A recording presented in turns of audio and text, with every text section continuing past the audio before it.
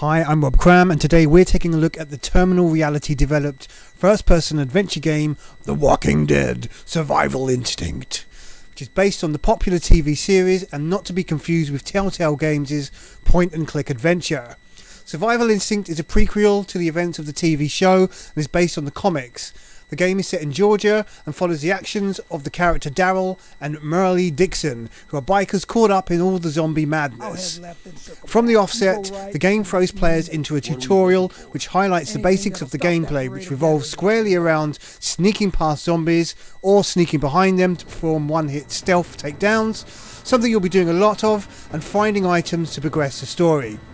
Aside from sneaking, players can get into scrapes with groups of zombies, and it's here where players can attempt to run away or stand ground and fight using melee or firearms such as a pistol, shotgun or rifle. There's even grenades thrown in for good measure, and items which cause distractions.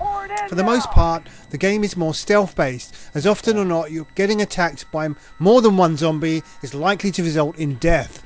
A rather silly minigame can sometimes get you out of trouble as you painstakingly try to stab zombies in the head in succession, but when overwhelmed this simply delays the inevitable. So the idea is to move slowly, stealth kill zombies from behind, not use any guns as these attract more zombies, and collect things like fuel and car parts so you can move to the next location. In a nutshell, it becomes pretty dull after an hour or so play, where effectively you're repeating the same menial survival tasks over and over, with little variation. Throughout your travels, you'll come across survivors who might task you with a side objective, and once complete, might even join you on your journey.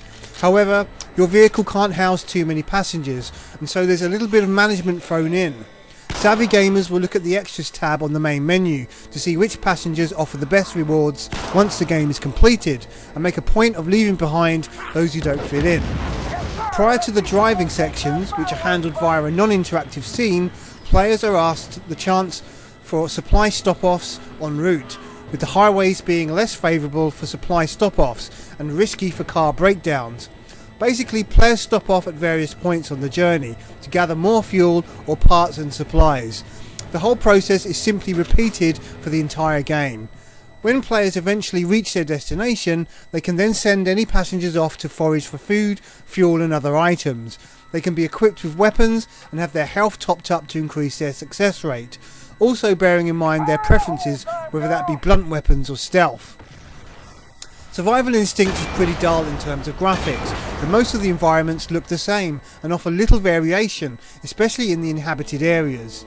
The zombie AI is a little off, and generally the game looks like a budget offering with no real bells and whistles. Compared to some of the other games making strides at the moment, the game simply looks and feels dated, with no expense spared in giving some detail. There's too much to dislike, such as invisible walls, not being able to enter rooms due to small objects blocking the path, and a distinct lack of believability in the samey looking environments. Audio is also pretty tame, with expected performances from the zombies and the main cast. There's some ambient sound effects and some music, but nothing that captures the imagination. Like the rest of the game, it's all rather dull and uninspiring. If you have the patience to plough through the game the first time, then replaying allows players to take different routes, collect different passengers and unlock their relics once the game is complete. There are also collectibles to hunt down as well. These are added bonuses which can add to the odds on subsequent plays. The Walking Dead Survival Instinct is a rather poor attempt at a zombie game, which has some neat ideas but simply degenerates into a snooze fest due to a lack of ambition and overall polish. It's far too repetitive, although there is some tension created when sneaking around, which might please some gamers. The game never really excels in any particular area, and as it's a survival game, simply ends up not being as fun as it could have been. Some fans might get enjoyment from what's on offer, but anyone else might feel it's a wasted purchase. The Walking Dead Survival Instinct scores a below average 4 out of 10. I'm Rob Cram, thanks for watching.